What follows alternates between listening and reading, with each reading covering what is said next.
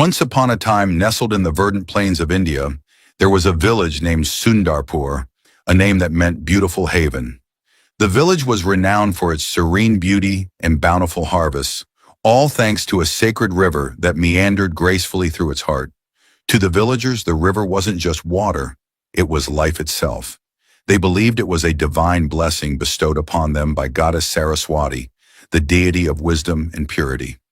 Generations of villagers had thrived on the river's gifts, offering prayers and performing rituals in gratitude. But as years turned into decades, the once pure hearts of the villagers began to succumb to greed.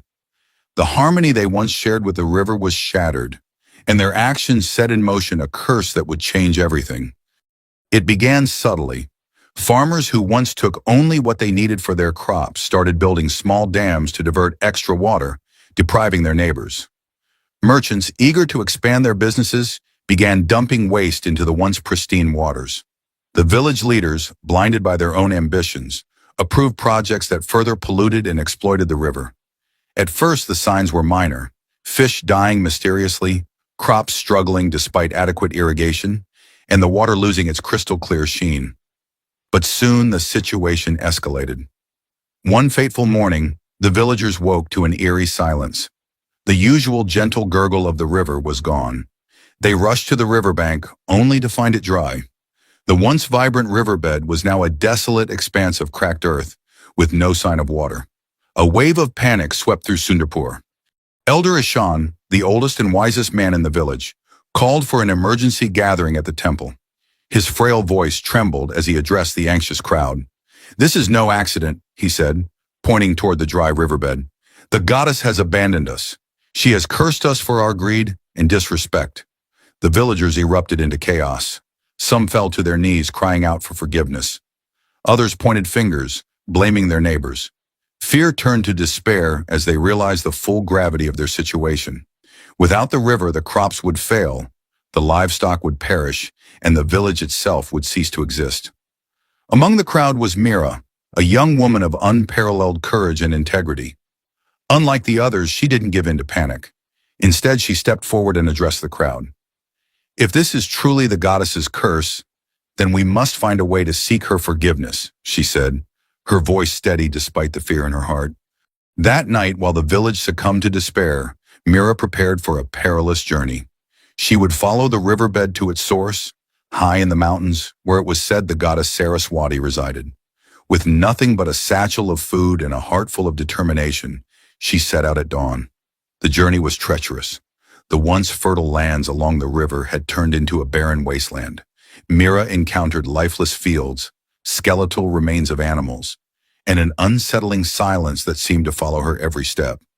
Her resolve was tested as hunger and exhaustion set in, but she pressed on, driven by the thought of saving her people. After days of relentless travel, Mira reached the base of the mountains. Hidden among the rocky terrain was a cave, its entrance adorned with ancient carvings of the goddess. The air inside was cold and heavy, and a faint glow emanated from deep within. As Mira ventured further, she found a shimmering pool surrounded by glowing inscriptions. Suddenly, the water rippled, and an ethereal voice echoed through the cave. "You who dare enter my sacred sanctuary, what do you seek?" Mira fell to her knees. "Great goddess Saraswati," she said, her voice trembling, "I seek your forgiveness. Our village has wronged you, and I offer myself in penance. Please let the river flow again." The water glowed brighter, and a vision appeared within it. Mira watched in horror as it replayed the villagers' transgressions, the hoarding, the pollution, the selfish decisions that had led to this moment. "You speak of forgiveness," the goddess's voice boomed, "but redemption comes at a price. Are you willing to pay it?" Mira nodded without hesitation. "I will do whatever it takes." The goddess's tone softened, but her words were firm. "The river demands purity and devotion. To awaken it, a life must be offered, a life untainted by greed, one willing to serve the river eternally. Are you prepared to make this sacrifice?" Tears streamed down Mira's face as she understood the gravity of the goddess's words. "I am ready," she whispered. But the goddess did not respond immediately. The cave grew silent, and Mira felt a deep sense of unease. Minutes felt like hours as she waited, her heart pounding. Finally, the goddess spoke again, her voice filled with both sorrow and admiration. Your sacrifice is noble, but it alone cannot restore the river. Redemption must come from all who have wronged it. Return to your village and make them understand. Only when their hearts are pure will the river flow again. Mira returned to Sundarpur, weary but resolute. She recounted her journey and the goddess's ultimatum. The villagers listened in stunned silence, their guilt laid bare. Slowly they began to take action. They dismantled the dams, cleaned the polluted riverbed, and replanted trees along its banks. Rituals were held to honor the goddess, and every household vowed to live in harmony with nature. Yet the river remained dry. Doubts began to creep in, and some questioned whether the goddess's demands were even real. One stormy night, as the villagers gathered by the riverbed, Mira stepped forward. "Great goddess Saraswati," she cried, her voice rising above the howling wind. "Have we not proven our devotion? Must I give my life to awaken the river?" The ground trembled, and a blinding light illuminated the night. The villagers gasped as the goddess appeared, her form radiant and majestic. "You have done well," she said, addressing the crowd.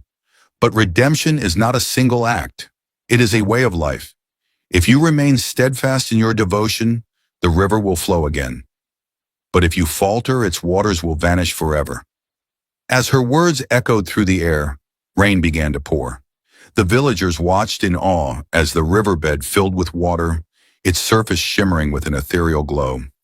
Sundarpur was transformed. The villagers honored their vows, ensuring the river remained pure and abundant. Mira, true to her promise, became the guardian of the river, teaching future generations the importance of balance and respect for nature. But questions lingered in the minds of the villagers. What would happen if they faltered again? Would the goddess be as forgiving a second time? Dear viewers, what do you think? Could you have made the same sacrifice as Mira? Do you believe the villagers will remain true to their vows, or will greed eventually resurface? Share your thoughts in the comments below. And if this story touched your heart, don't forget to like, share, and subscribe for more tales of courage, sacrifice, and redemption.